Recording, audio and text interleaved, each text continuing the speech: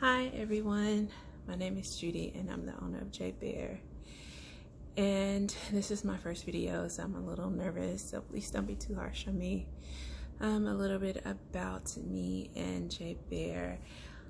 It's a natural and vegan company, and I initially started out making soy candles and I really liked it, and I noticed that it wasn't a lot of vegan and natural companies out there, and I wanted to do a little something different.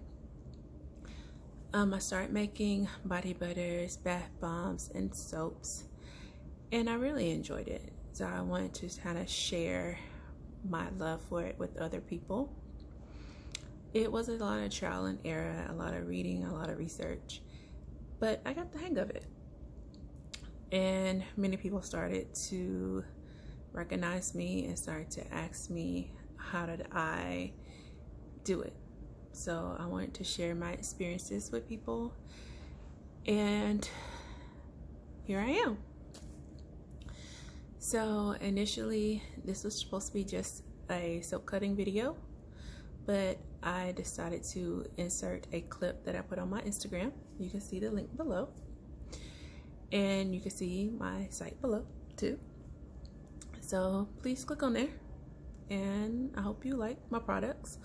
My products are labeled in case you have any allergies, because I found out people are allergic to different things like coconut oil, shea butter. So I always label. If you're watching how to make a certain product, or if you want to start a business, always label your products, because you don't know what people are allergic to. So my key advice is always label, label, label. As you can see, I do have my products behind me. I have some soy candles, and I have one of my soaps. Let's see here, it's the Eclipse soap, and right here, and I have the ingredients on the back as well. So I always label everything. All the ingredients are listed on my website, but when people receive the products, or if they receive it in person, maybe if they want to give it for a gift, the ingredients are on there as well. So on to what you're about to see next.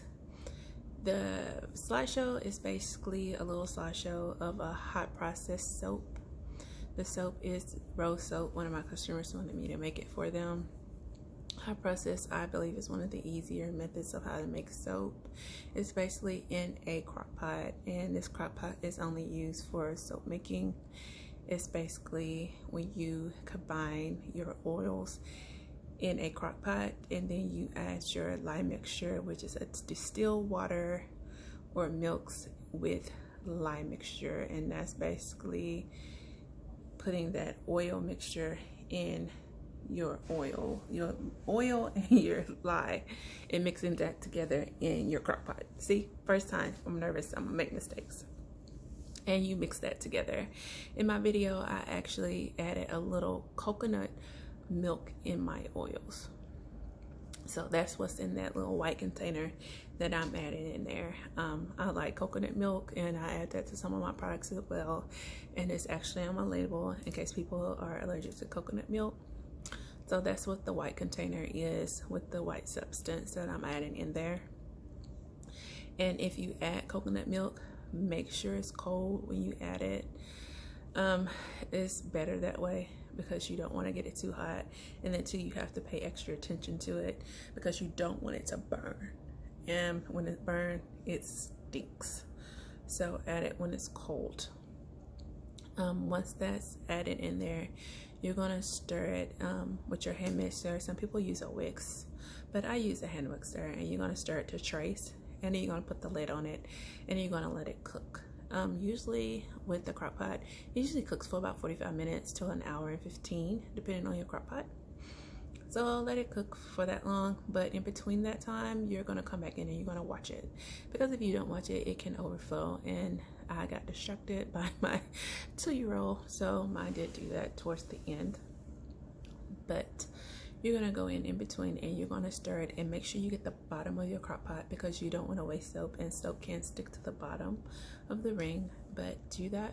Make sure you stir and get the bottom, and stir it every 15-20 minutes. that's what I do. And make sure you get the bottom, like I said, but let it cook. Some people say just let it rest and let it cook, but I want to get the bottom and make sure everything is blended nicely. After it cooks and it's gonna come to a sticky kind of substance, it's like jelly. So once it gets to that stage, it goes to many different stages of solidification. You're gonna know when it's done. Some people say you can do the zap test. I don't like to do that test. I don't really like putting stuff on my tongue. Sorry, but I don't. But you can tell when it's done. It's gonna be kind of a applesauce jelly looking substance, but you'll see it in my video exactly what it's gonna look like when it's done. You're gonna take it out of the crock pot and set it to the side and let it cool down before you add any additives to it. And additives is kind of like your colloidal oatmeal, any colorants, and any fragrance oils if you decide to put fragrance oils in it. I'm glad you're tuning in. So on to the next part, which is the slideshow. And I will see you later. Maybe we'll have a little guest, which is my daughter, if she decides to come help me with the cutting. Thank you for tuning in.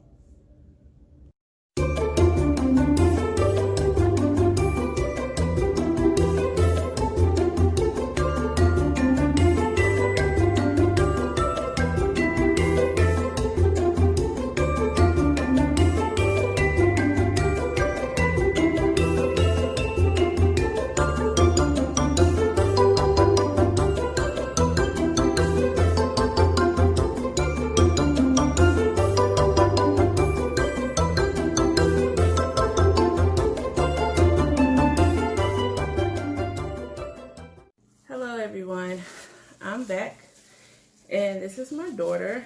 I told you she was gonna make an appearance later. So here's the cutting of rose soap I'm getting ready to do. I don't like cutting by hand. Of course, my daughter wants to speak. Go ahead and talk. Hey y'all.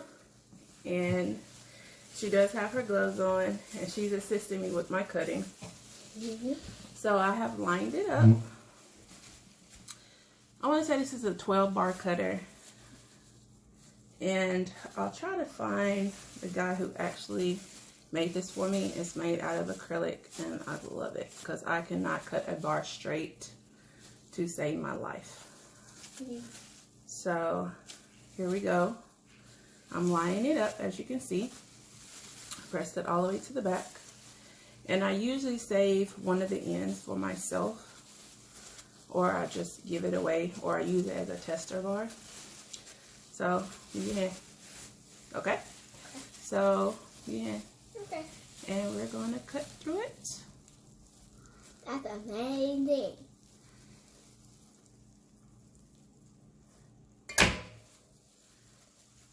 And pull out one of the centers. And there you go. And that's what it looks like. Couple more And bars. then can I do something on a video? Yeah, we're going to have you in another part of the video. Okay. And a couple more pieces. Red color all the way through. Sometimes I do layer the bars. But this time I made it red all the way through. And as you see, of course, we do have our gloves on for safety. But yes, all the bars are the same color. But you can layer your bars if you want to in hot process soap. When you get ready to do that, only thing you do, you split your batch up at the end, and then you'll go ahead and layer them with your colorant. And now after this, you will just have to cure. You'll have a cure room, a closet, or shelf that you'll want to cure it in. And I usually let my bars cure for about 4 to 6 weeks before selling. And that's all. Thank you for watching. Make sure you like and subscribe. And thank you and for bearing with me for my first video. And make sure you check out the links below to my store. Yep, down there. And make sure you like up above. And thank you again for watching J Bear. And I'm going to